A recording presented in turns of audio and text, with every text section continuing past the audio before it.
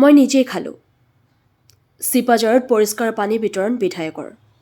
চিপাঝাৰ ব্যাসপাৰা গাঁও পঞ্চায়তৰ অধীনস্থ ঢোকাপাৰাত জলজীৱন মিছনৰ এটি বিশুদ্ধ খোৱাপানী যোগান আঁচনিৰ শুভ উদ্বোধন কৰে স্থানীয় বিধায়ক ডক্টৰ পৰমানন্দ ৰাজবংশীয়ে।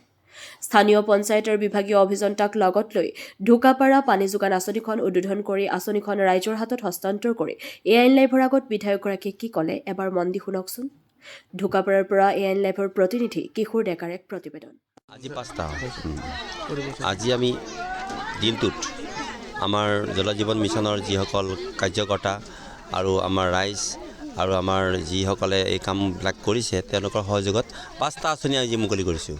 আৰু এই 5টা আঁচনি আমাৰ যি চিপাঝাৰ সমষ্টিৰ আমাৰ বিভিন্ন ঠাইত আমি বাকী আছিলে এই 5টা আঁচনি মুকলি কৰিবৰ কাৰণে, আৰু 5টা আঁচনি আমাৰ মুকলি কৰিম আমি 2 এদিনতে। আৰু আশা ৰাখিছোঁ যে এই 5টা আঁচনি আমি আজি ৰাইজৰ আমাৰ যি নেকি উপভোক্তা সমিতিৰ হাতত আমি অৰ্পণ কৰিলোঁ।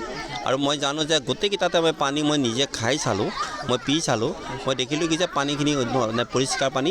আৰু এই ধৰণে পৰিষ্কাৰ পানী যিটো নেকি আমাৰ প্ৰধানমন্ত্ৰী নৰেন্দ্ৰ মোদী ডাঙৰীয়াৰ যিটো সপোন যে স্বাস্থ্যৱন্ত হ'ব লাগিব আমাৰ ৰাইজ, সেই ধৰণে আমি ভাৰতবৰ্ষখনক আমি স্বাস্থ্যৱন্ত বা শক্তিশালী কৰিব লাগিব। এই সবলীকৰণৰ এই ধৰণৰ এটা নতুন দিশ উন্মোচন কৰিছে আমাৰ প্ৰধানমন্ত্ৰী ডাঙৰীয়াই। আৰু আজি এই ঢোকাপাৰা কমাৰ গাঁৱৰ এই অঞ্চলটোত এই ধৰণে পানীৰ যিটো সমস্যা সেই সমস্যাটো সমাধান কৰাৰ ক্ষেত্ৰত বিশুদ্ধ পানী সেৱনৰ ক্ষেত্ৰত যিটো ব্যৱস্থা এই ব্যৱস্থাটো আজি শুভাৰম্ভ কৰিবলৈ পাই বা কামটো ৰাইজৰ হাতত অৰ্পণ কৰিবলৈ পাই মই নিজে সুখী হৈছোঁ। যিকোনো খবৰ আৰু বিজ্ঞাপনৰ বাবে যোগাযোগ কৰক 7896121996 লগতে 7002537271 আৰু 9854011916।